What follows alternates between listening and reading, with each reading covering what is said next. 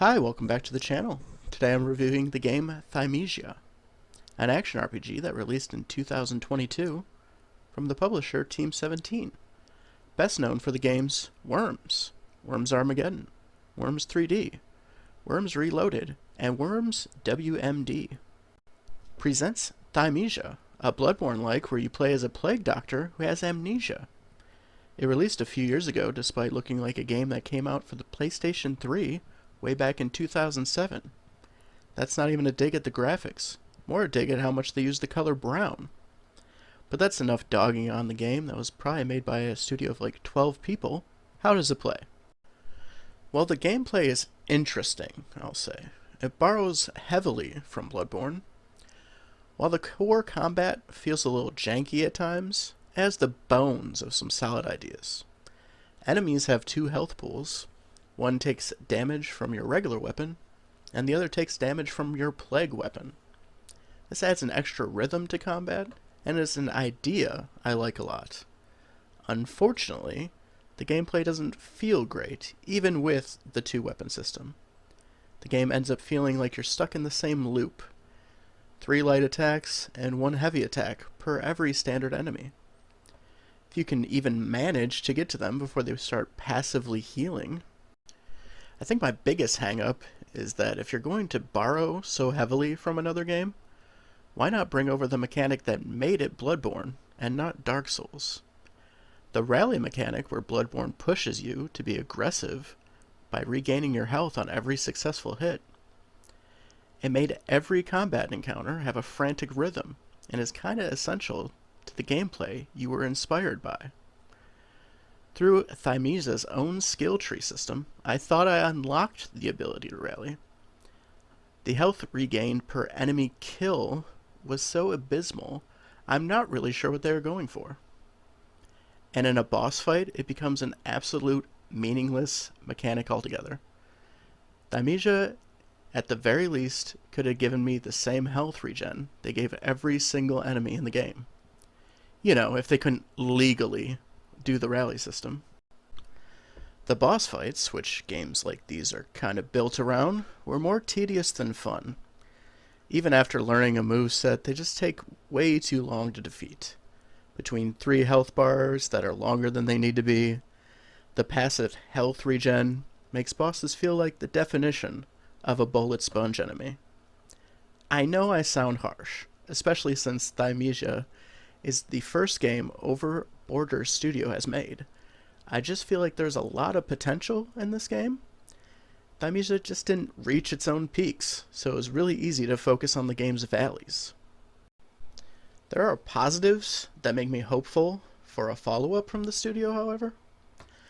The level design I liked a lot. I really think they nailed the interconnection and shotgun-driven design of From Software. I even enjoyed having to find keys in sections to open locked doors. It lends itself well to the rewards of exploration. And as much as I jokingly hated on the graphics, I do get what they were going for, with it being a plague-infested world. And having leveling be a mix of stats and a skill tree is an engaging system. One where you want to see what skill is up around the corner, instead of just mindlessly pumping up one stat. My final thoughts on Thymesia. There are a lot of good ideas here. However, I feel like it's a big swing that ends up as a miss. The core gameplay lacking any fun factor, I don't think I can recommend this to anyone unless they love Bloodborne and are dying for a sequel. I think if this game studio sticks with this franchise and makes a follow-up, they could knock it out of the park. You gotta think, From Software's 4th Souls title was Bloodborne, so maybe Overborder Studios should have attempted Demon Souls first. Even if I didn't personally click with this one, doesn't mean you won't. The game is $29.99, and it is also currently on PlayStation Plus if you want to try it for yourself. Alright, that's my thoughts. Thanks for watching as always. If you want to see more reviews like this one, I have 2 previous on the channel that I'll link below. Hope to see you next time. Same bunny time, same bunny channel. Hey, Bunnysmacker here. Today I'm reviewing the recently released The Plucky Squire. The Plucky Squire is a 2024 action-adventure platform game developed by All Possible Futures and published by Devolver Digital. The game follows the magical adventures of storybook characters Jot and his friends who discover a three-dimensional world outside the pages of their book. Have you ever been too intimidated to play a Zelda game? Well, you're in luck. The Plucky Squire is baby's first Zelda game. If you hate when a game makes you solve a puzzle, don't worry. The Plucky Squire will sit you down in the corner and tell you how to solve every puzzle in the game. And it will do so with childlike whimsy, only found in a pop-up book for ages 0 through 3. Does combat stress you out? Again, the Plucky Squire saves the day by giving you enemies that move away from you and take 2 hits to defeat. Have you ever played a well-designed boss and thought, I wish this was a mini-game that barely worked? You got it in the Plucky Squire, specifically the bow and arrow mini-game, because it controlled like hot garbage and was incredibly frustrating. Okay, so that intro might be a bit hyperbolic, and aside from that minigame boss, nothing here feels broken or without merit. I'm mostly coming at this from the viewpoint of a 40-year-old gamer. Give me this game when I was a child, and it might be one of my favorite things ever. I'm going to be comparing the Plucky Squire to Zelda a lot, and it will sound unfavorable. It is unfavorable, for sure, but Zelda is the only game series I still go out of my way to get day one. The fact that this game is even in the Zelda conversation shows how much the developers pushed interesting ideas. They just tend to ruin those ideas by having their characters telling you the answers unprompted. Let's talk about a few of the things in the Plucky Squire I did enjoy. My favorite part being the word puzzles. It was something I had never seen before, and I wish there were more of them. Once I came across the first one, I'd start hitting every word I could with my sword. Seeing the world change in real time from just moving words around was very fun. Unfortunately, even this is somewhat ruined by the nature of the word puzzles. Didn't take long to figure out if you found a word, you were now looking for the opposite word. Okay, am I the only one who finds these sayings just a little bit formulaic? If you want to push something down, you have to pull it up. If you want to go left, you have to go right. Your temper is very quick, my friend. But until you learn to master your rage... Your rage will become your master? That's what you were going to say, right? Right? Not necessarily. Don't get me wrong, I still think the word mechanic is very interesting. I just think it takes a bit of the wind out of the game's sails when all of them become formulaic to an extent. Now let's talk about the game's wow moment that was shown in every trailer. Our main character Jot being forced out of the picture book and being placed in the real world, which is 3D.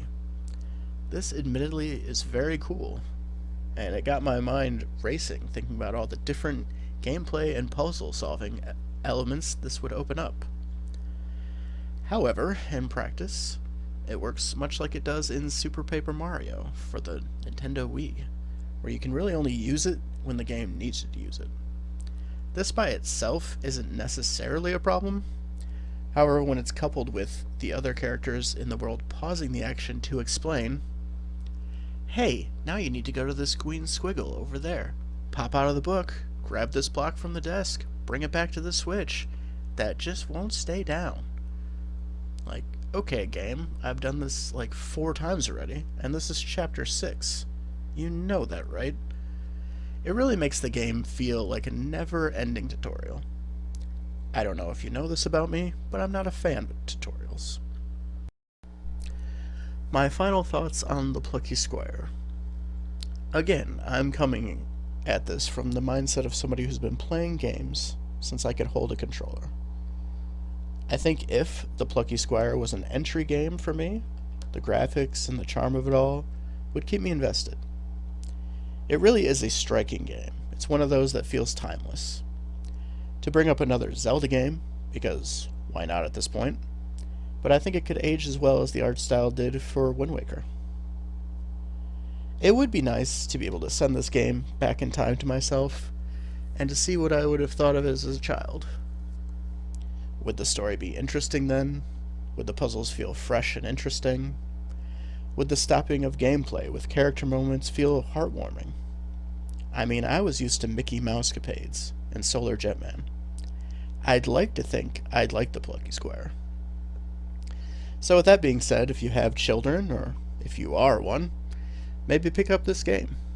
It was released for Nintendo Switch, PlayStation 5, Steam, and Xbox Series X and S, and it goes for $29.99. It was also day one release on the PlayStation Plus service, which is how I played it for this review. Thanks as always for watching the channel. I appreciate every like, comment, and subscriber. I've been Bunnysmacker, and you've been my audience. See you in the next one. Same bunny time, same bunny channel. Alright, see ya.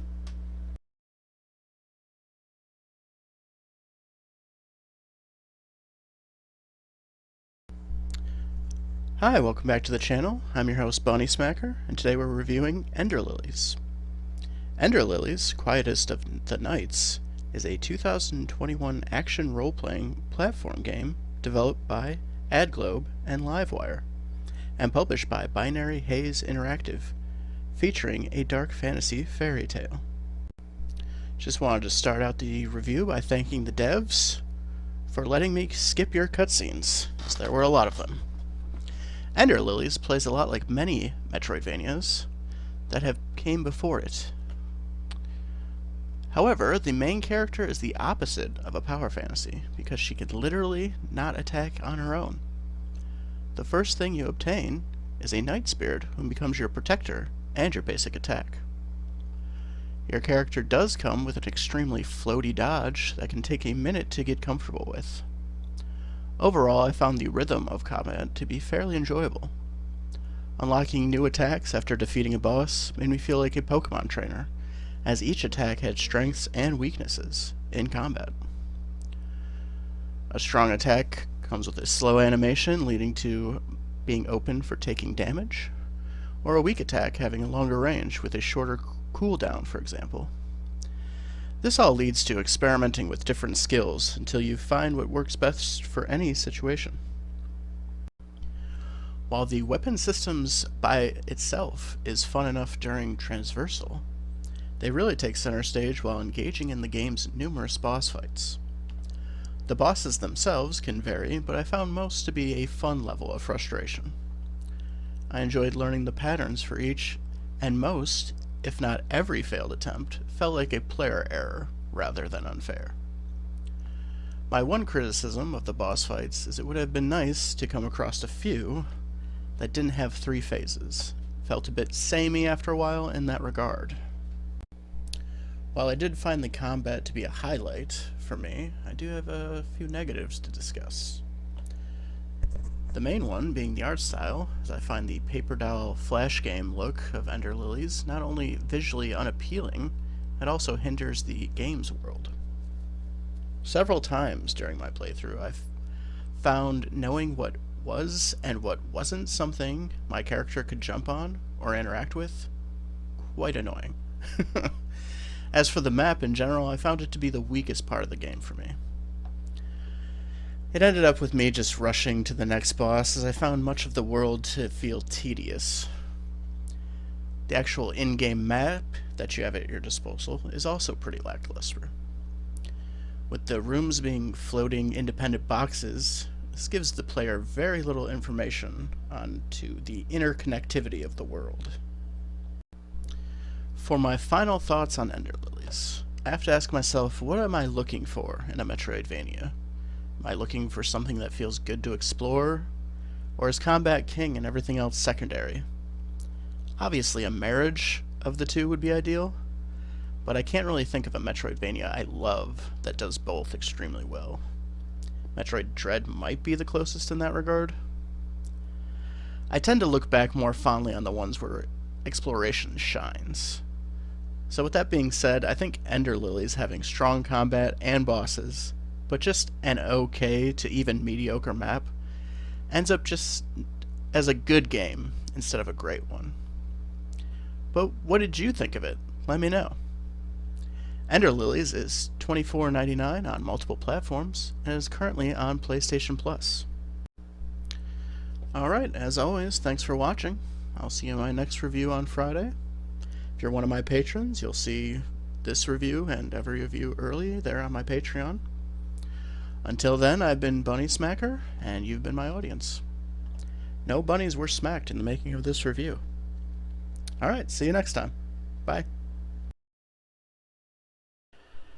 Hello everyone, welcome back to the channel. Today we're going to be reviewing For the King 2.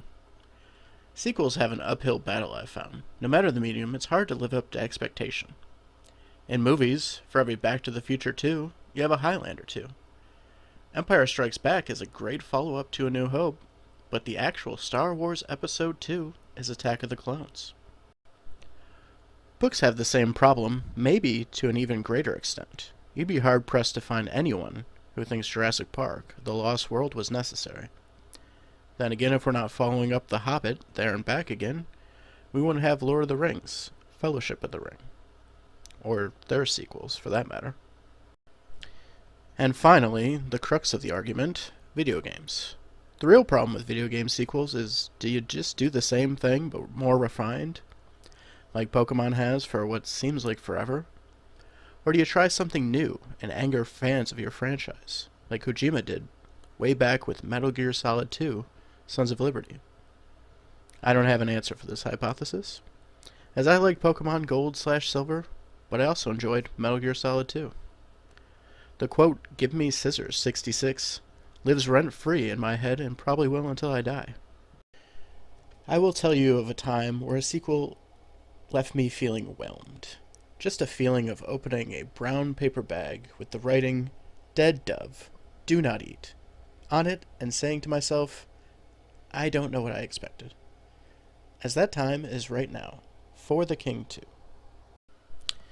It is a game that doesn't surprise, as it is the same role-playing, roguelike gameplay as the first. As you may recall from my last review, I enjoyed For the King 1. And maybe more importantly, I recommended For the King 1, which is something I tend not to do about anything, ever.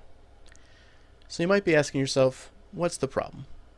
And that's the thing, there really isn't a problem. There are even new ideas here in the sequel that I do enjoy. One of the big changes is this one offers 4-player cooperative gameplay, while the previous was only 3-player. Another addition is tactics, as there are now 2 rows and 4 columns to consider when engaged in combat. Before starting your adventure, you can also pick an additional trait per character, and you pack your own bags with an assortment of items. This makes the start of each playthrough feel unique. Unfortunately, there is an element that was done much better in the first game, and that's the different game modes.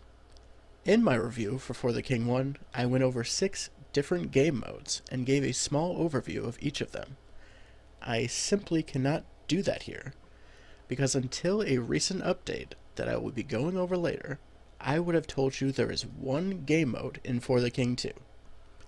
Sure, it's broken up in 5 chapters, and I suppose that you could argue the chapters have different ideas to how they want to be played.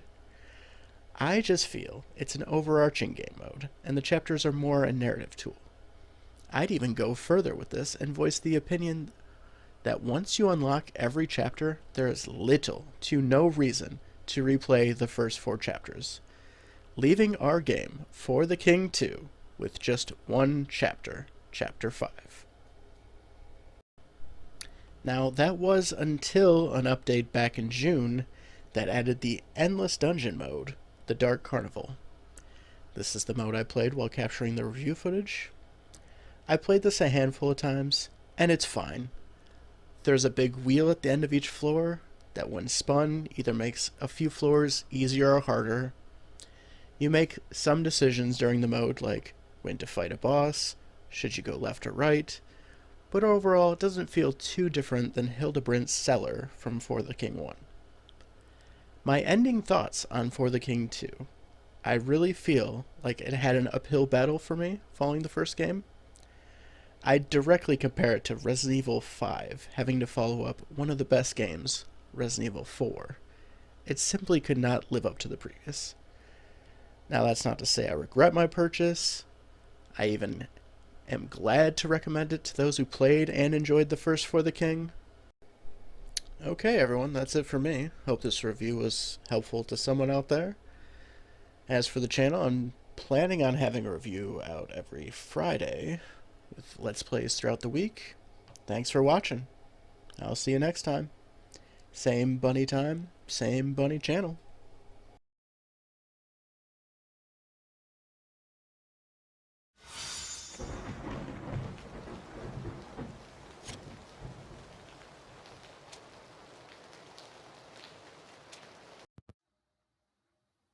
Happy Halloween. Hopefully you had a good one.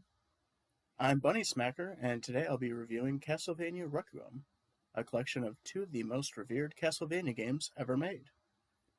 Castlevania Rondo of Blood, first released in 1993, and Castlevania Symphony of the Night, first released in 1997, and are now available in one combined package for the PS4. Experience two of the greatest games from the famous Castlevania series. Make your way to the top of Dracula's castle as Richter Belmont, descendant of the famed clan of vampire hunters in Rondo of Blood. Or take the leading role as Dracula's son Alucard in Symphony of the Night. Enjoy the unique world, the epic classical background music, and side-scrolling action of Castlevania series.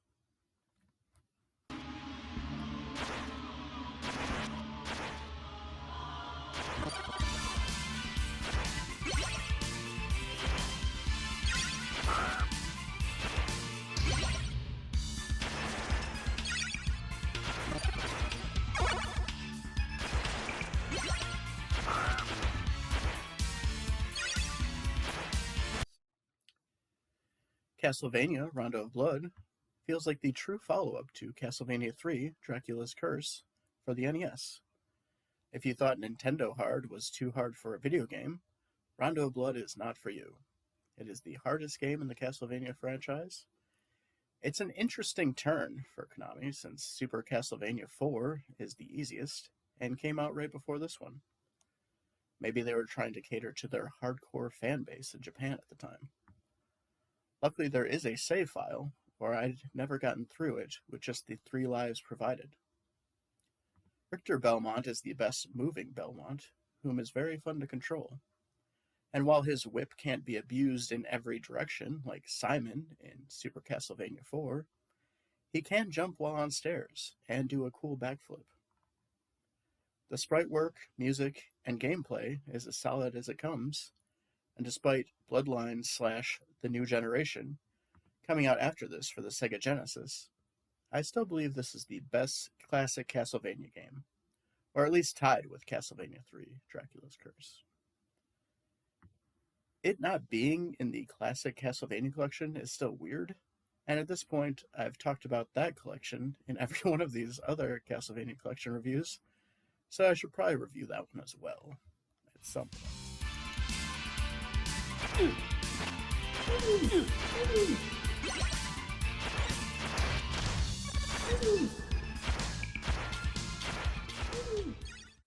Tribute? You steal men's souls and make them your slaves. Perhaps the same could be said of all religions. Your words are as empty as your soul. Mankind ill needs a savior such as you. What is a man? A miserable little pile of secrets. But enough talk. How about you? Sadly, in this port of Castlevania Symphony of the Night, you won't be hearing that iconic quote. They use the new voice recordings from the PSP port, and that's really the biggest knock against this entire version of what I think is almost a perfect game.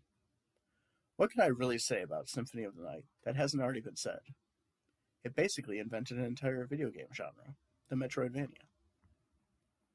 You take control of the best moving and overpowered Alucard, the son of Dracula, Collecting different weapons and not having the whip vampire killer makes for a lot of gameplay variety. Alucard can also learn a few spells and summon a few familiars. Once you gain the ability to turn into a wolf, mist, and a bat, Dracula's castle really opens up and feels very fun to explore. Well, until you literally flip it upside down. Which, yes, at the time it released was super cool and unexpected, but now is a tad annoying. CD quality Castlevania music is basically cheating as far as video game music goes. Castlevania is in the same realm and discussion as Mega Man, Final Fantasy, Zelda, and Dark Souls. I wouldn't argue with anyone who had the opinion that this is the best soundtrack in all of gaming. Like I said before, this game revolutionized not only the Castlevania franchise, but gaming as a whole. It has paved the way for so many modern video games, and overall, I would still play it over the vast majority of those. Although that might just be nostalgia bias.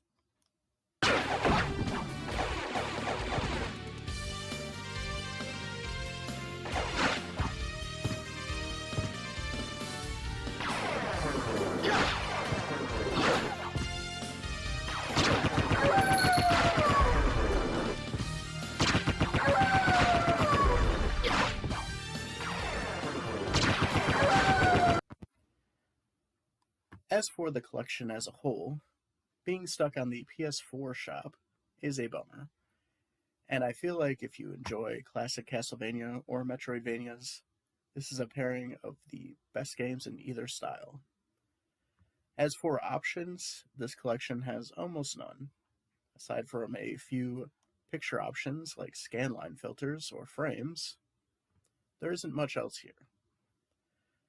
My biggest complaint would have to be that certain sounds come out of the controller speakers, and I have not found an option to turn that off in-game. Maybe if you know the answer, you can tell me in the comments below. If you have a PS4 or a PS5, this collection is a good one to pick up. I believe it's on sale until the 2nd of November. The original price of $19.99 seems high with the few options this collection has, but if you look up either game on eBay, it actually seems like a steal. No bunnies were harmed in the making of this review. Thanks for watching, as always. I appreciate every like, comment, and subscriber. I've been Bunnysmacker, and you've been my audience. I'll see you in the next one. Same bunny time, same bunny channel. Alright, see ya.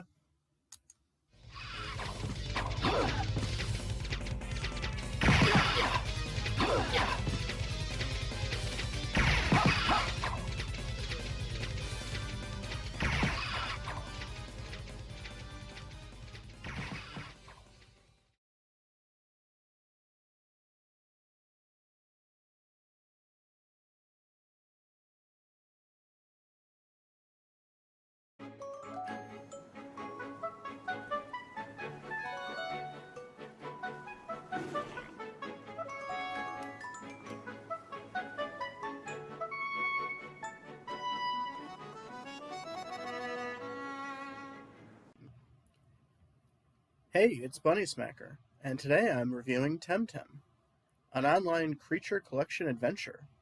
Tame 165 unique creatures across 7 vibrant islands, battle other tamers, tackle mythical lairs, chase Luma and Umber variants, and breed your favorite Tems, with friends by your side. Dive into a colorful monster-catching adventure, so Temtem up. So there have been quite a few Pokemon likes over the last few years, Pal World, Cassette Beast, and Monster Sanctuary being some of the most notable. However, Pal World is far more focused on being a crafting game. Cassette Beast focuses on you, the player, turning into the beast you capture, and Monster Hunter is almost more Metroidvania in nature than a Pokemon game. Temtem attempts to stand out from other Pokemon likes by being an MMO-like on top of that. You see other players in the world somewhat like you would in a From Software game. You can't really interact with them unless you're already friends with them in-game, which is fine by me, but I figured I'd mention it for those looking for a game with more interconnectivity. Temtem boils down what Pokemon games were like pre-Switch era. You have random encounters that you can't see. You're fighting a gang that's essentially Team Rocket. You have to beat dojo leaders. And as someone who's playing ROM hacks of Pokemon Fire Red, Leaf Green to fall asleep, I feel right at home. Now, as far as new ideas go, every battle is a double battle, which is fun. Even if you encounter just one Temtem on the world map, you still have two at your disposal. The real interesting mechanic for me is the stamina bar your Temtem have. Basically, instead of having a move pool of, say, 10 times you can use the move Psychic here, your moves cost stamina. So that 10 is now how much stamina you drain. And through the course of the fight or encounter, you happen to go past, your Temtem will take the leftover in damaging itself. It ends up just being another number to think about while you play the game, but I appreciated a different idea and gameplay mechanic. The game is multiplayer, where you can play through it with another person, basically cutting your team in half, where you have one Temtem and they have the other, which is a welcome game mode. Playing it by myself, I did find it odd that it has to always be online, so I guess I can't drop my PlayStation Plus subscription anytime soon. Despite this being one of the free games this month for me, this brings up the issue of price. While I wouldn't mind paying $44.99 for this game normally, the fact that it's always online and it also has a season pass makes it tough to recommend, unless you're fine with that being the case, and you know it up front. One thing I didn't bring up was the art style, and while I find it to be fine overall, the towns and some of the game's pathways could really use a second look. I found it difficult to go from certain terrains because everything ends up looking the same, mostly thanks to the use of vibrant color choices. In towns, the buildings were simply not distinct enough for me to easily associate with their purpose early on, which was a tad annoying. All of that being said, I do think out of all of the fake Pokemon games I've ever played, Temtem feels the best. I like finding and catching new creatures, and there was a surplus of random and trainer battles in Temtem, which I enjoyed. Again, I really think its price and having a season pass of all things is going to get in the way of me recommending this at full price. It's cool for what it is, and depending on the sale price, I can see recommending this title. But for the price of a year-old Pokemon game, it's hard to say, get this over any original Game Freak title. As always, thanks for watching. I appreciate every like and subscriber. And let me know what your favorite Pokemon-like game is in the comments. I've been Bunnysmacker, and I'll see you in the next one. Same bunny time, same bunny channel.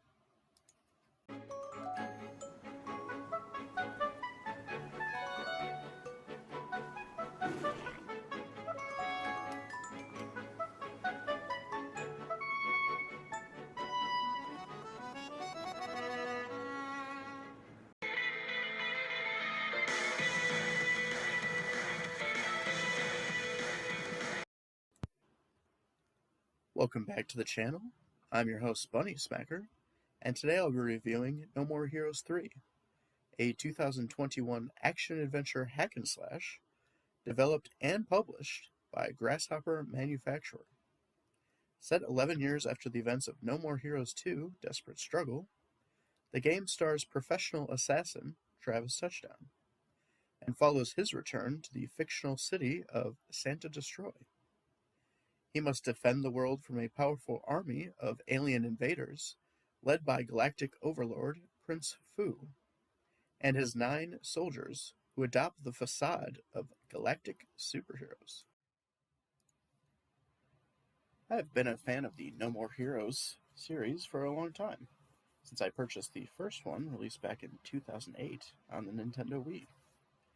I was probably the target demographic, being somebody who loves over-the-top violence and bloody movies like Dead Alive, Evil Dead 2, and Kill Bill, the fountains of blood and coins that poured from enemies is what initially drew me to the first game in the series.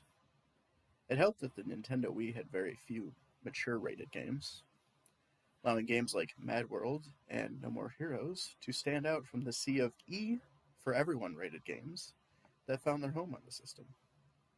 While I've yet to play the spin off, Travis Strikes Again, I was excited to play No More Heroes 3 after it was announced.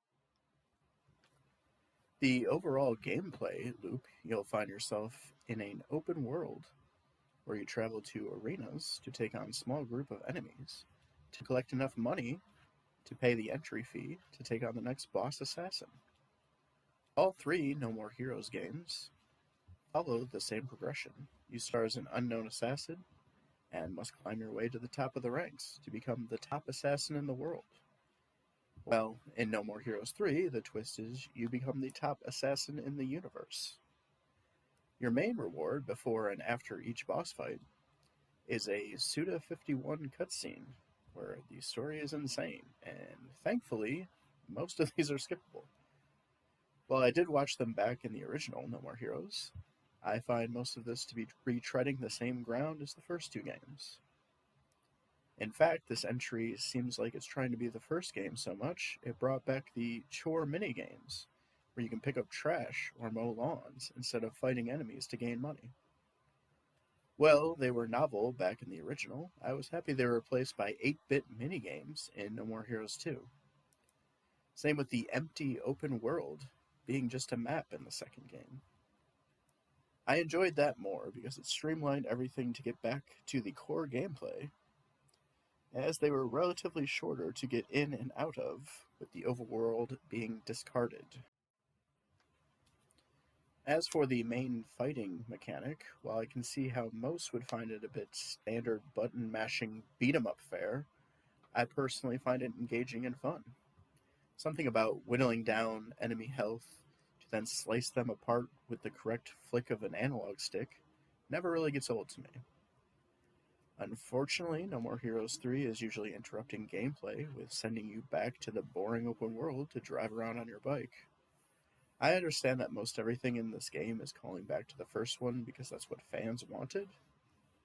I guess I think they should have made sure it was actually fun or put things to do in the overworld. Somehow they made it more empty than in the original game despite having the past to learn from.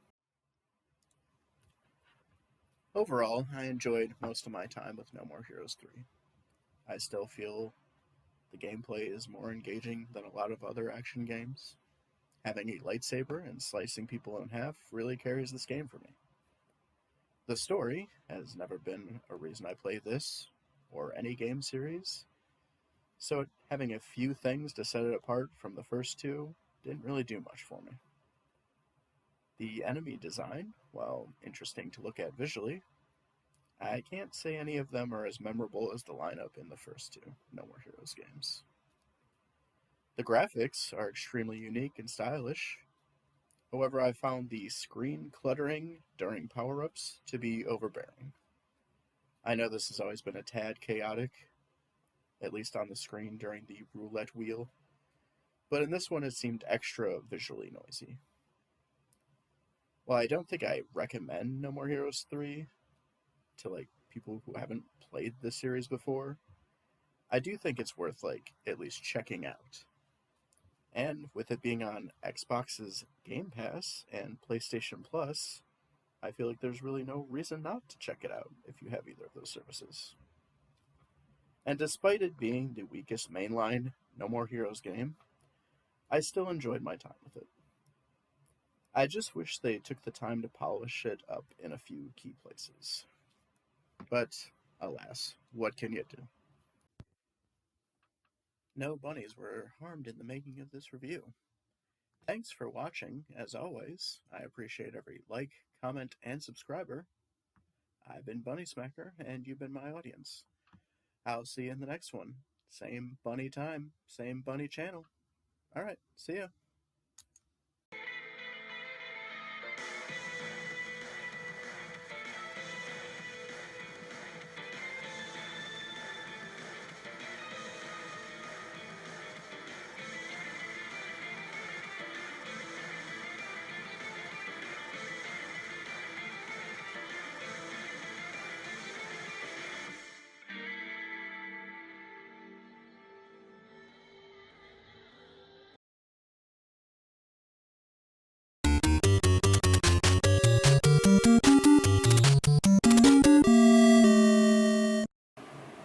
Hey there, I'm your host Bunnysmacker, and today I'm reviewing the Castlevania Anniversary Collection.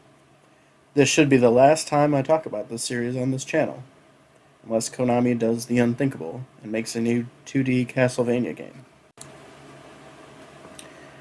We'll start with the original Castlevania, released in North America on April 30th, 1987. This game was rated by IGN in their top 100 games for the Nintendo Entertainment System at number 19. While a respectable number, I'd put it somewhere in my top 10. A close observer would notice that I have its box art behind me during my streams.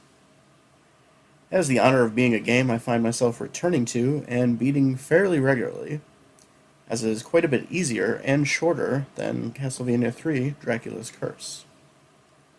I find it difficult to take off the nostalgia goggles for this title, since I grew up playing it while sitting on my basement floor far too close to the TV. Something about its simplicity makes it so I can't quit it halfway through and have to see the end.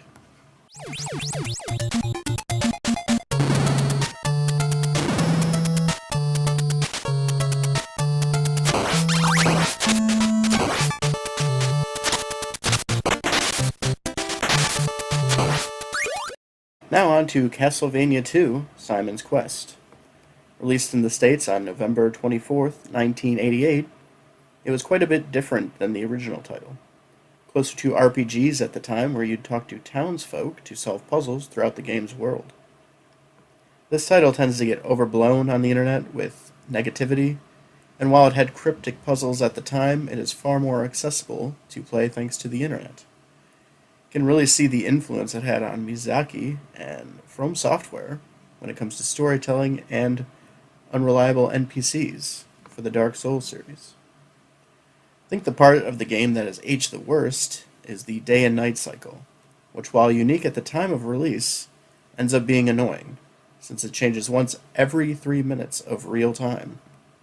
It did crack the top 25 of IGN's 100 best NES games of all times, by literally being number 25. Still a fun game to play in this day and age. And hey, the phrase, "what a horrible night to have a curse," is so well known that the band, the Black Dahlia Murder, named a song after it. So that's neat.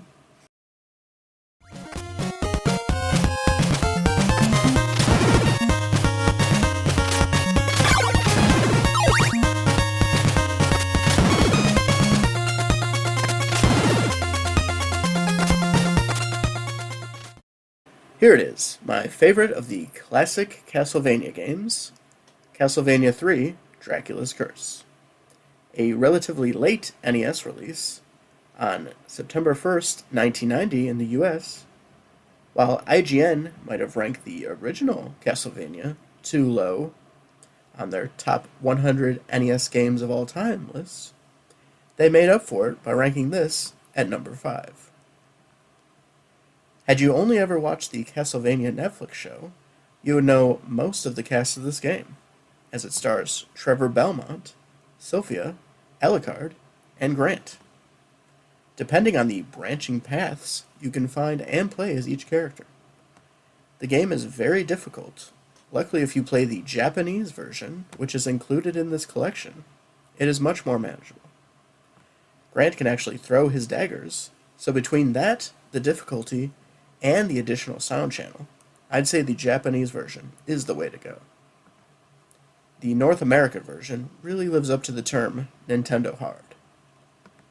Castlevania III Dracula's Curse has 16 stages with many different path choices. I think it's worth it. The gameplay, graphics, and music really come together to make something special and timeless.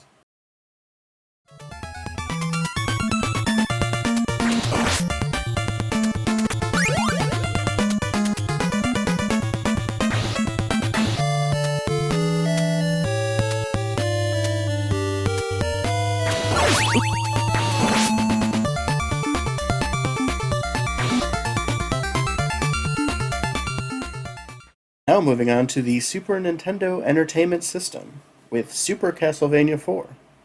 IGN placed this at number 21 of the top 100 SNES games of all time, which is hard to argue. I know a lot of you out there place this one fairly high, as far as the series goes, but to me it's always been just okay. I mean, the music is great, and the newer sound chip really adds to it, but it almost feels too easy to be a Castlevania game. I think I prefer the next one on the list.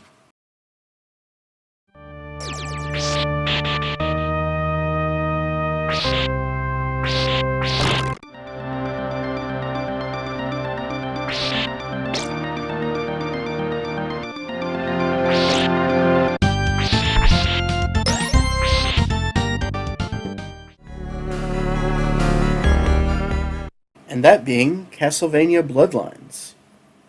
Now, I do think the Sega Genesis has a weaker library, but this might be my second favorite game on the system after Sonic the Hedgehog 2. IGN placed it at number 7 on their top 35 Sega Genesis games. While the game is technically a spin-off, I'd say it feels more in line with the NES counterparts than Super Castlevania 4, which is a remake of Castlevania 1, and frankly a dumb name for a video game. It'd be like if Super Metroid was called Super Metroid 3. Like, yeah, it makes sense, it's the third Metroid, but you can't get the first ones on Super Nintendo, so you could just call it Super Metroid, so you could just call it Super Castlevania. Anyways, you can choose between the traditional whip-wielding protagonist John or the new spear user Eric. This adds to its replayability, with each character having 2 different endings. Honestly, this whole collection is worth it just to experience Bloodlines and Castlevania 3, Dracula's Curse. Also, there are some Game Boy games and a comedy spin-off where you play as Kid Dracula in this collection. Really, the only negative I would give this collection is it's missing Rondo of Blood and the demake for the SNES, Dracula X. Other than that, it's 5 great games, and 3 games which are also here. I think you got it on sale for like $5, which feels like a steal. So, I hope you got something out of this video. Feel free to defend Kid Dracula in the comments below. Thanks as always to those who subscribe, and I'll see you in the new year. Alright, thanks. Bye.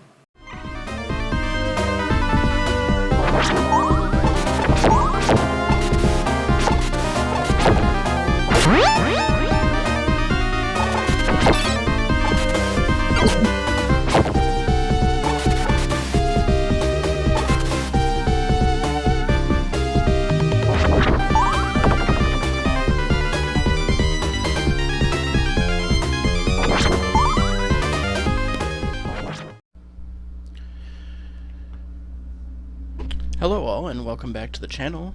Today I'll be bringing you a few of my thoughts on the game For the King. To start, we'll be going over the Steam page listing and noticeable sale prices. I find that it goes on sale quite often, which is how I ended up getting the game on multiple platforms. From the game's own Steam page, For the King is a strategic RPG that blends tabletop and roguelike elements in a challenging adventure that spans the realms. Set off on a single-player experience or play cooperatively, both online and locally. It released on April 19th, 2018, developer Iron Oak Games, and the publisher was Curve Games. The current listed price on Steam is $19.99. However, and again, I see it on sale fairly regularly, so I looked up the all-time low per platform. Steam was $3.99, the Switch was $4.99, Xbox One was $3.74, the PS4 was also $3.74. However, it's also on PlayStation Plus Premium. Try to say that 3 times fast, which is how I played it for this review. There's also DLC called Lost Civilization. However, that is Steam only at $5.99. In addition, there are a few free cosmetic packs that are also Steam only. So if you have a PC and also friends on PC, that's the platform I'd recommend the hardest. Not sure if you gathered this from the Steam page, but For the King is a game where you and up to 2 friends or strangers, if you can still find them online, embark on adventure For the King borrows from Dungeons & Dragons and other tabletop RPGs through character class and the randomness of dice rolls during enemy encounters. A dice roll can be supplemented for an automatic success via focus, a limited resource, so this only works if you are wise enough to save one. This adds some strategy in a game that at times can feel a little too random. For the King is a roguelike game where it doesn't expect you to win any of the game modes the first time through. It offers unlocks through its lore store, which includes the likes of statues that offer experience points and world events.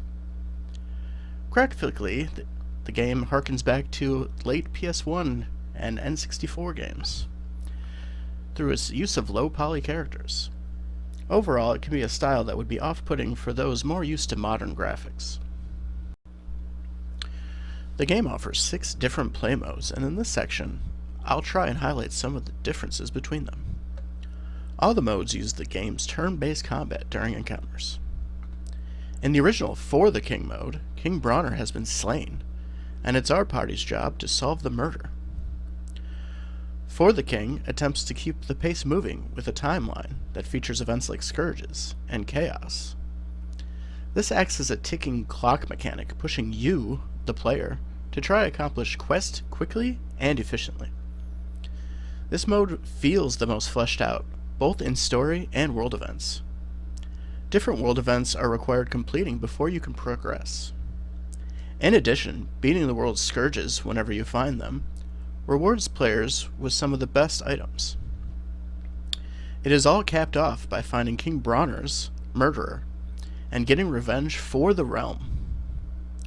The final boss of this mode, and the lead up to him, feels challenging, and you will feel accomplished if you manage to succeed.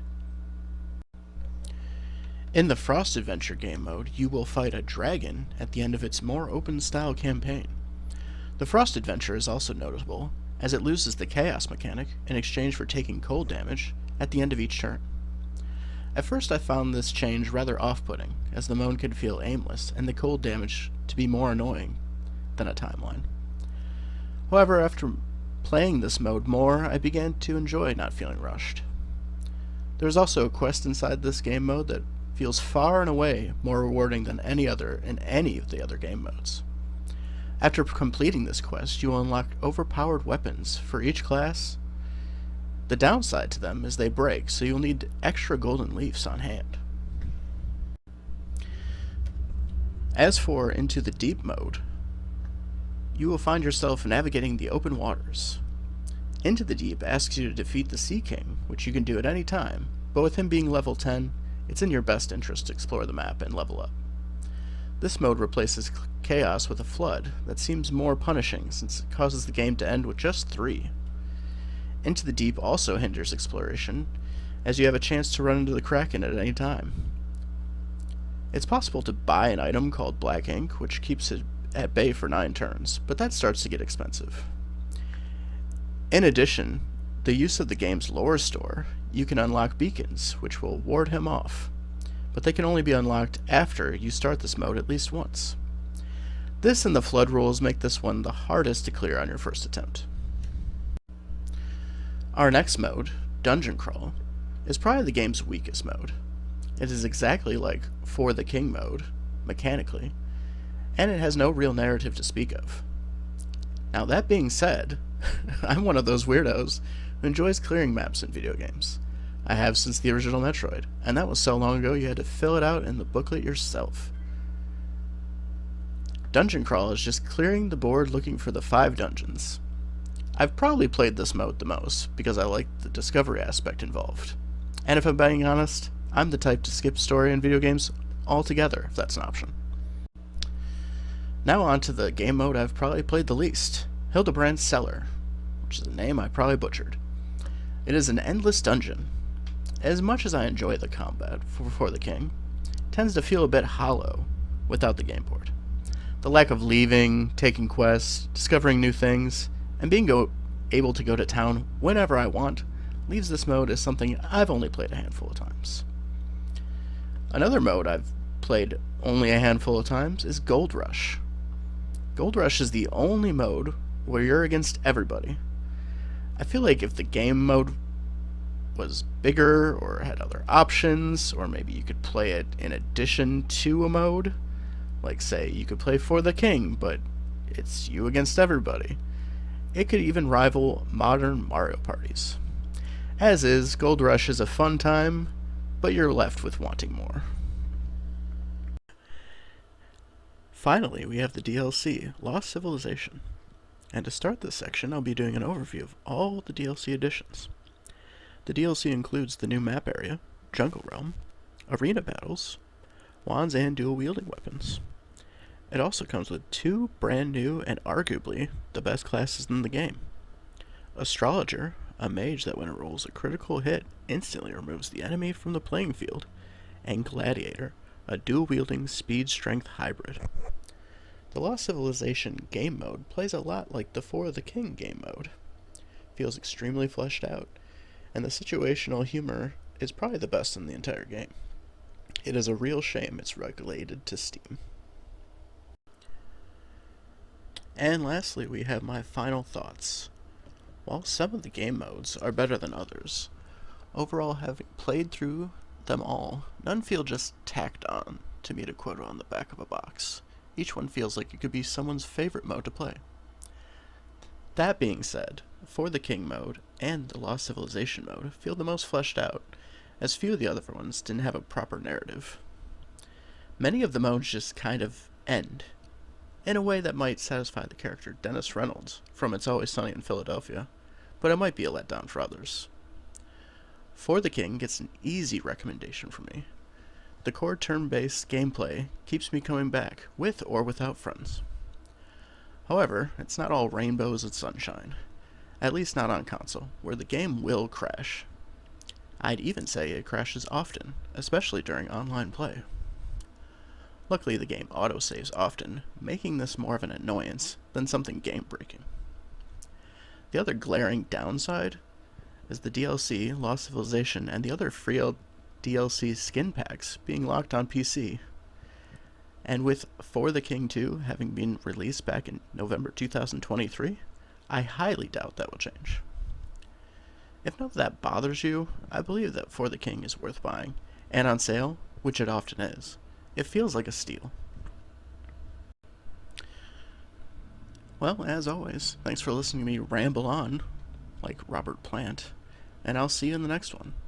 Same bunny time, same bunny channel.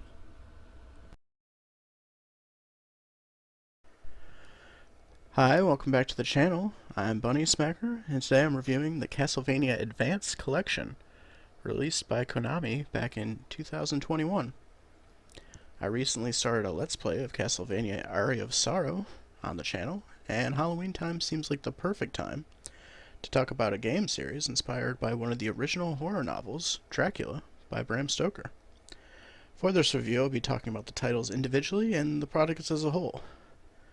Going to start with the odd one out, Dracula X, which was an attempt of a port of Rondo of Blood on the SNES. Dracula X feels like a classic Castlevania game. It's linear, stiff, difficult, and live-based. There really isn't much to say about Dracula X.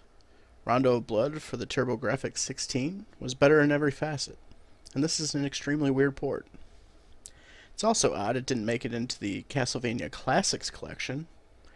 That had most of the early titles, including the 16-bit Super Castlevania 4 on the SNES, and the Sega Genesis Castlevania Bloodlines. Dracula X feels very tacked on to this collection, and while it's still worth playing for the soundtrack alone, all you really need to know is it's tough, deliberate, and it was originally panned by critics back in the 90s.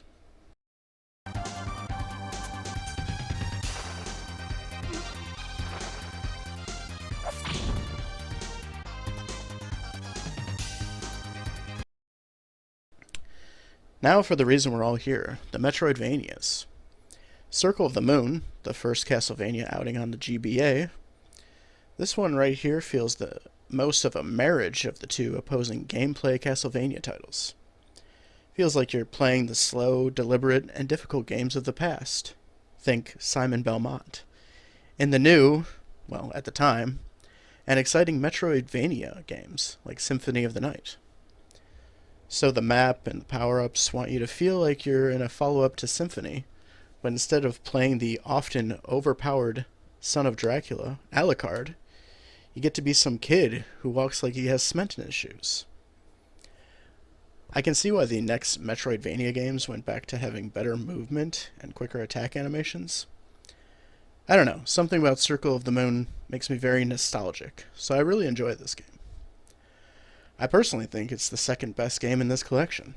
The mixing and matching of the different magic cards that enemies drop is really fun. I know when it first released, many people didn't like how dark the graphics were overall. That's mostly because the GBA wasn't backlit. However, we now live in the future, where my TV makes it look like I can actually see the game, and I can hear the music, and it's not coming out of a tiny speaker. And it looks and sounds like it originally intended, and it's great. A+ all around.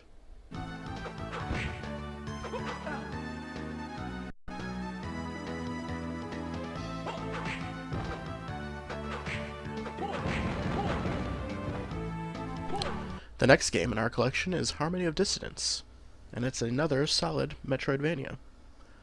Bit of an overcorrection in terms of brightness on the graphics by Konami, and the blue outline around Justy Belmont is also fairly ugly, but again it added to the readability on the original Game Boy Advance.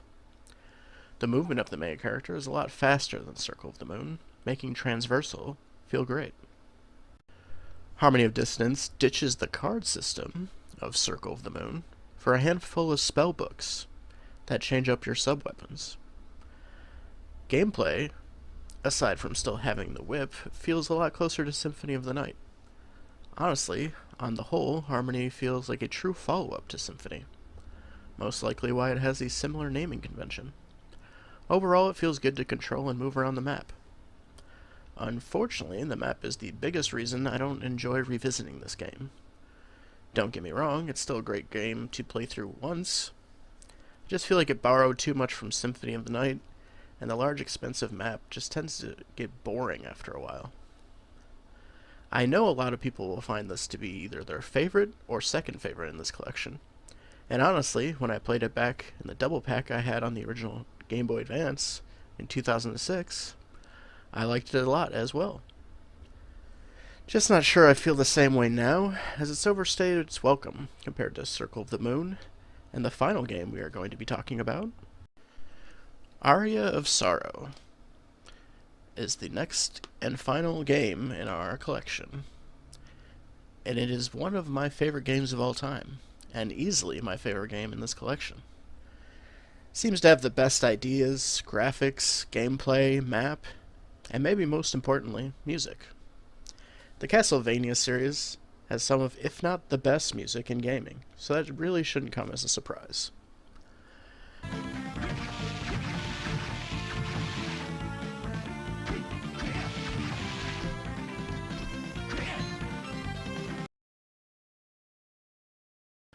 The main changes in Aria of Sorrow that take it from just another solid Metroidvania to Best in Show is the variety of weapons and a large variety thanks to the soul system. While playing as Soma Cruz, every single enemy in the game has a chance of giving you their soul, which grants you a power unique to them. With over 100 enemies in the game, you'll be given tons of options in a standard playthrough. This is literally a game I could go on and on and on about, but long story short, it makes this collection a must-buy if you never played it. That's not even considering the quality of life additions this collection has to offer. As I mentioned before, music in these games is great, and this collection adds a music player. It also has a gallery to see concept and box art across all regions, an encyclopedia to keep track of enemies and spells, and save states and rewind function to help with the difficulty that is Dracula X and Circle of the Moon. My final thoughts on the Castlevania Advance Collection. I find this game to be an easy recommend to those who've never played one or all of these games. The quality of life additions are welcome, even if they're pretty much the same as the Classic Castlevania Collection. It's only $19.99 on all modern platforms, which I think is a great price point for 3 classic Metroidvanias and a bonus game that is Dracula X, and hours of entertainment.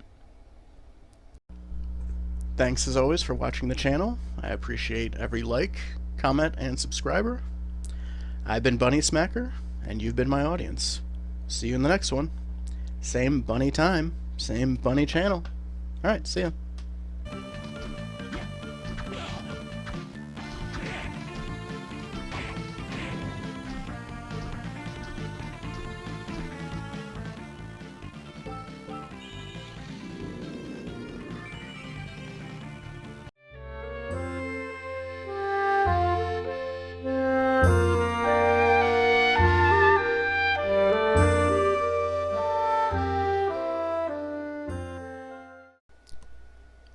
Hey, welcome back to the channel.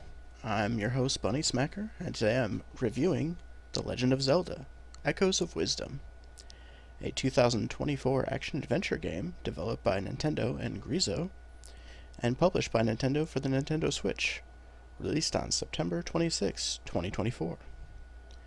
Players control Zelda on a quest to save Link and the Kingdom of Hyrule, using the Tri-Rod, a magical artifact provided by the fairy Tri who assists her.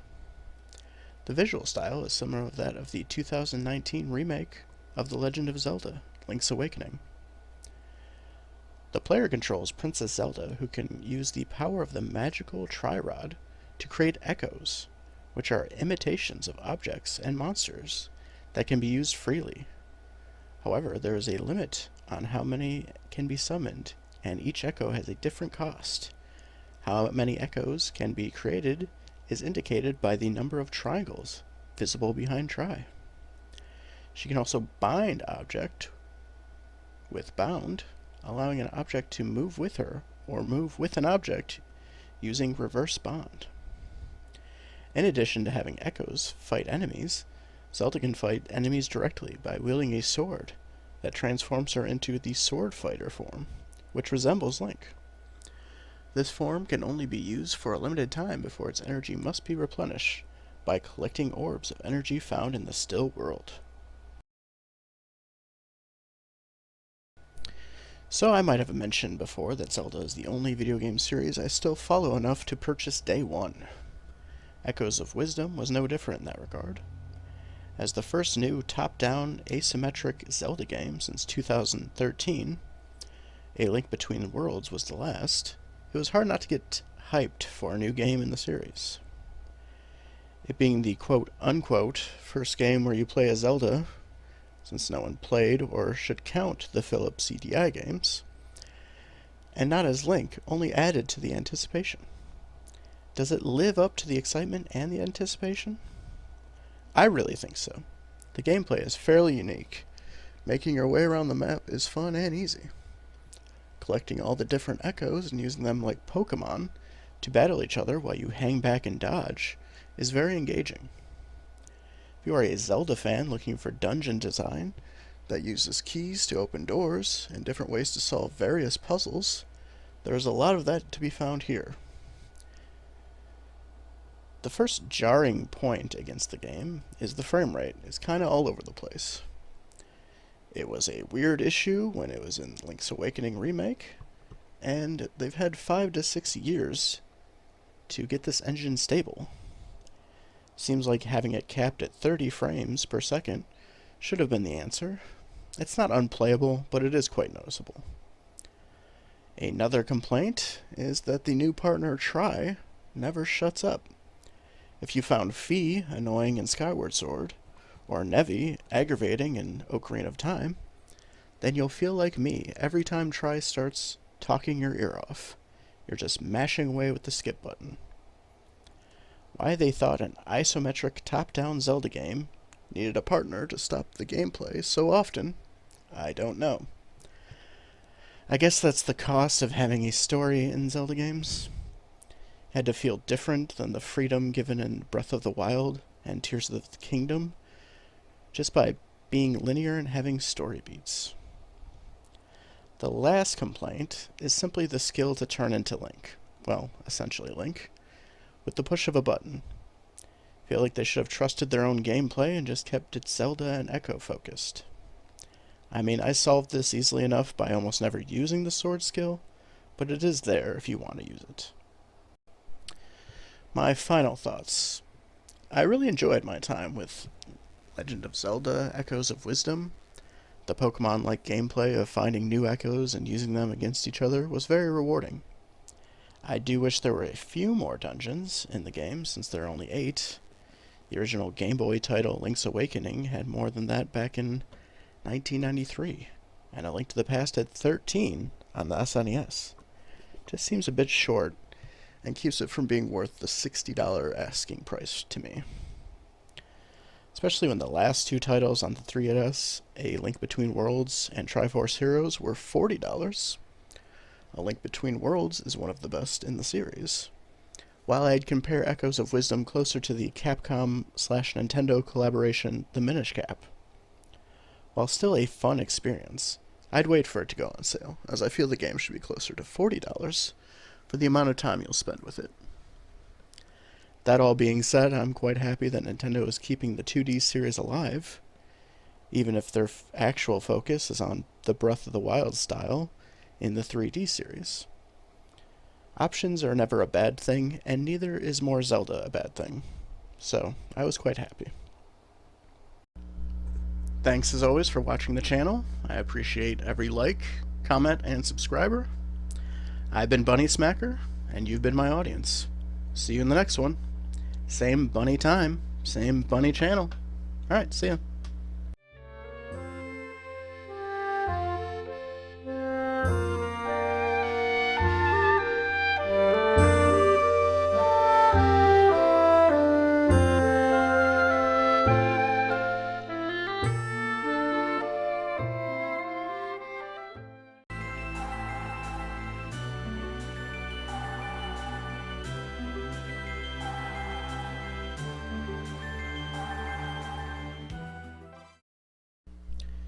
Hey, welcome back to the channel. I'm your host, Bunnysmacker, and today I'm reviewing the Castlevania Dominus Collection, a compilation package that includes all 3 Castlevania titles originally released on the Nintendo DS: Dawn of Sorrow, Portrait of Ruin, and Order of Ecclesia. The bundle also includes the 1988 arcade game Haunted Castle, as well as a new reimagining of this title featuring improved graphics and gameplay mechanics called Haunted Castle Revisited. It was released on August 27, 2024 on PC, Steam, Nintendo Switch, PlayStation 5, and Xbox Series X and S. So, like my previous review of Castlevania Advance Collection, I'll start by quickly going over the extra games: Haunted Castle and Haunted Castle Revisited. So for the original Haunted Castle from 1988, the movement is probably the biggest knock against the arcade game. It's weird because while the movement in the NES Castlevanias can also feel slow and delayed, it always felt more deliberate and like a design choice to me. While here in Haunted Castle, it makes the game feel more like an ancient relic. Much closer to how I feel about Atari 2600 games, like they were just before my time. The intro story is kind of funny because it's basically the biggest video game trope there is. It's shared with Ghosts and Goblins and Super Mario Bros. The bad guy captured your girlfriend. Just here, the bad guy is Dracula.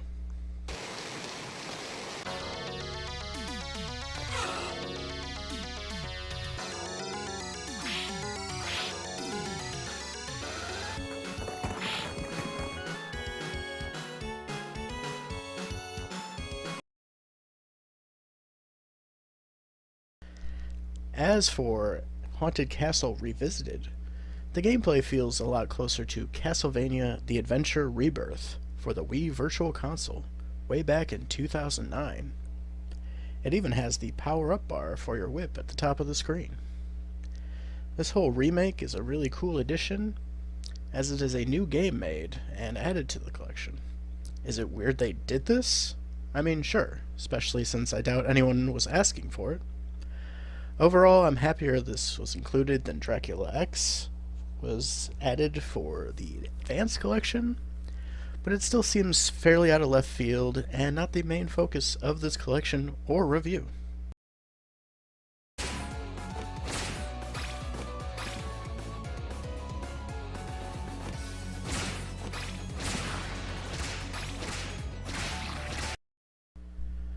Dawn of Sorrow is the sequel to my favorite Castlevania game, Aria of Sorrow, where we again take control of Soma Cruz, who has the power to collect souls from his enemies.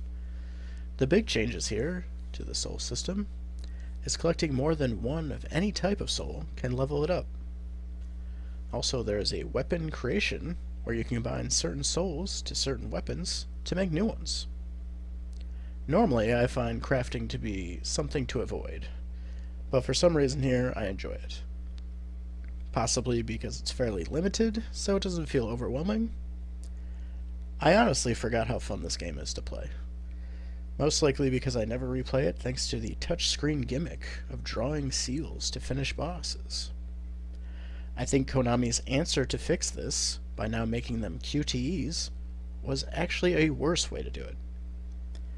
Thankfully, if you end up messing them up, like I did, the boss doesn't come back with full health, just a bit of their health, and yeah, kind of a misdirection to me. The positive part of the Dominus collection is having the map and your equipment on the right side of the screen. Makes exploring Dracula's castle far more seamless. The original DS games, you had to have one or the other open on the bottom screen, so this is a very welcome quality of life change. This might be my second favorite Castlevania game now. I'm not too sure. But I do know the QTEs take away some of the fun of the title. But I really enjoy this gameplay, and I'm always happy collecting many souls.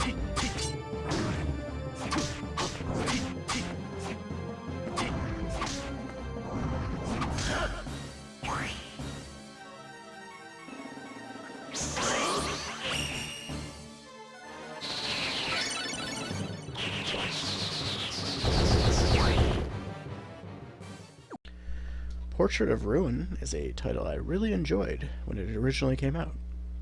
I do feel like this one will be the overlooked one of the three, because the game takes two big diversions from the Castlevania formula.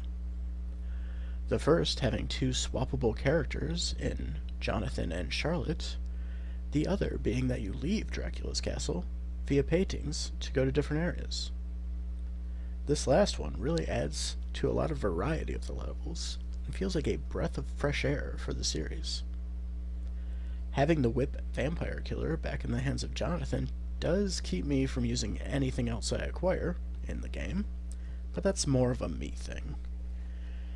Charlotte using magic attacks made it so I usually used her during boss fights.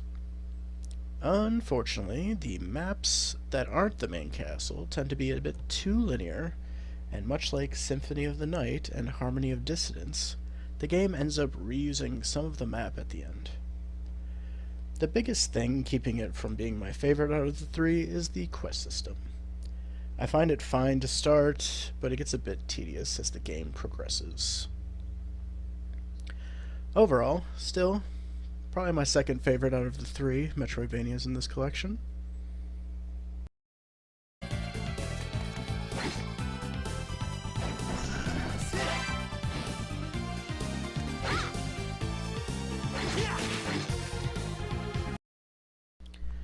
And the final game in our collection, Order of Ecclesia, changes the gameplay yet again with a glyph system, where when defeating certain enemies, you gain a glyph. This can be a weapon or a spell, and most of these can be combined to create interesting attacks. While this isn't as large as the soul system from Aria and Dawn of Sorrow, it is still a lot of fun to mess around with. The real star of Order of Ecclesia is its bosses. Each one is a spectacle and feels like a real challenge. You'll find yourself buying and crafting recovering items just to get through the game and its many bosses. The map of Order of Ecclesia has you traveling to different areas, much like Portrait of Ruin. In this one, you'll be rescuing villagers and making what amounts to a home base. Here you can take quests and craft items with the help of your newly acquired townsfolk. Expect Order of Ecclesia to take up the most time out of the 3 games, with a good portion of that being listening to people tell you their life story.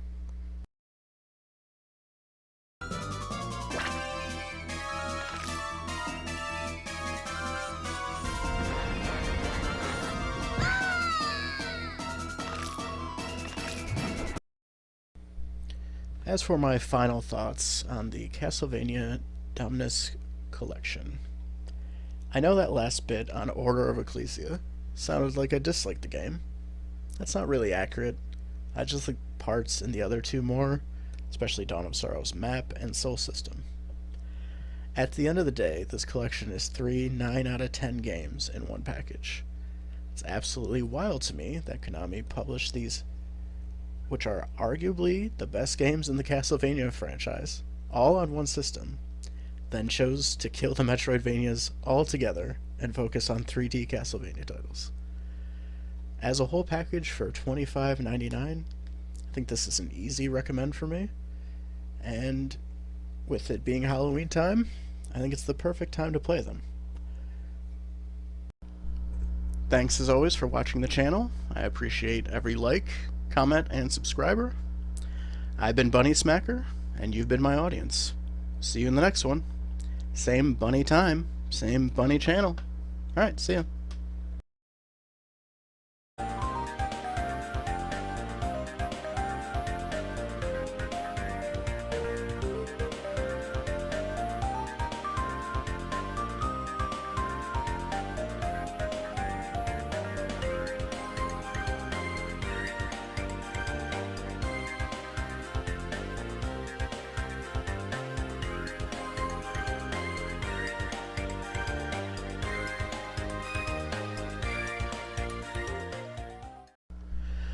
Welcome back to the channel. I'm Bunnysmacker, and today I'm reviewing Animal Well.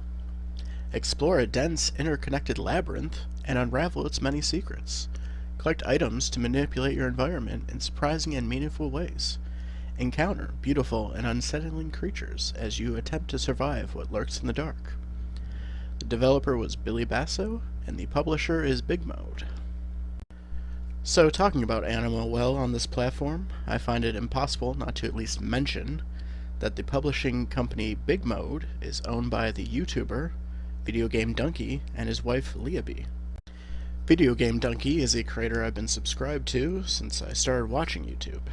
I think the only creator I've watched longer is Yahtzee, so it could make me a bit biased. That being said, this game was the only one I've played this year that captured my undivided attention away from Elden Ring. It helps that Animal Well is a relatively short game. I think it took me less than 8 hours to beat. I've heard Animal Well called a Metroidvania, which I think is a description that fits it pretty well. The main gameplay on display here is just figuring out how to get from point A to point B. And speaking of display, the graphics are fairly unique, despite feeling like it could be a game that ran on a Commodore 64. I usually turn off CRT filters right away when I play games with that option. However, I feel the colors here add striking tones to such low-fidelity visuals, so I left it on. This all could be because I'm an old person who still appreciates the simplicity of Super Mario Bros. Graphics on the NES. Where Animal Well really shines is the design of the game's map. Every single room feels dense with discovery, from simply trying to figure out where to go next, how to unlock a door, or how to avoid the various other animals who want to see you dead for some reason. That's another positive for Animal Well. There is no story, at least that I could find. You wake up from an egg that looks like a facehugger egg from Alien, and you're off into the world. Maybe I'm the baddie. Don't know, don't care. And no tutorial. That's a huge thing for me as well. That being said, the game is constantly teaching you, but through animal encounters, and the various tools you acquire throughout. But it's really teaching you through trial and error, like you're discovering everything by yourself, where it's not like constantly popping up, "Hey, do this, idiot," like some other games. There's just so much creative and at times obtuse feeling solutions to every single animal you come across. It's so interesting that a game can require one solution to a puzzle, but it doesn't end up feeling strict or rigid. Animal Well really is constantly pushing you to think outside the box while also making sure you are in the game's box. Using only the tools your powerless, feeble egg creature can use. It's really hard to talk more about this game without gushing, because I feel like it's tailor-made to me and my Zelda puzzle-filled brain. But also without ruining the magic that is discovering everything in Animal Well. The map is the best in-game map that was ever made, and reveals zero secrets from what I could tell. It does, however, look like the actual rooms, and is color-coded in the same way as the world you are exploring. Why every game doesn't do this. Much like how many licks it takes to get to the center of a Tootsie Roll Pop, the world may never know. I mentioned last week during my Ender Lilies review that most, if not all, Metroidvanias either do the combat and bosses well, or exploration. This continues the trend. In Animal Well, you are fighting nothing. You are a weak blob. Combat and bosses are more puzzle solving. Animal encounters basically make you pull a Venture Brothers and Super Runaway. There is tension in this gameplay, so much so that at times makes you feel like you're in a horror game. Well, maybe you're the bad guy. Again, you hatch from an alien facehugger looking egg. I can't get over that. For all I know is I am the unwanted murderer, and these animals are just trying to get me out of their home. My final thoughts on Animal Well. If you like the act of exploring a world, solving interesting environmental puzzles, getting through obstacles using tools and wits, or don't want to monotonously hit enemies to level up, then Animal Well is for you. It truly does feel like a game that is special, and I'll always remember my time with. But yeah, go play Animal Well. It's great. Or don't. I'm not your dad. Animal Well is $24.99 on Steam, Nintendo Switch, and PlayStation. It's also in PlayStation Plus Premium, which is how I played it for this review. Thanks as always for watching the channel. I appreciate every like, comment, and subscriber. I've been Bunnysmacker, and you've been my audience. See you in the next one. Same bunny time, same bunny channel. Alright, see ya.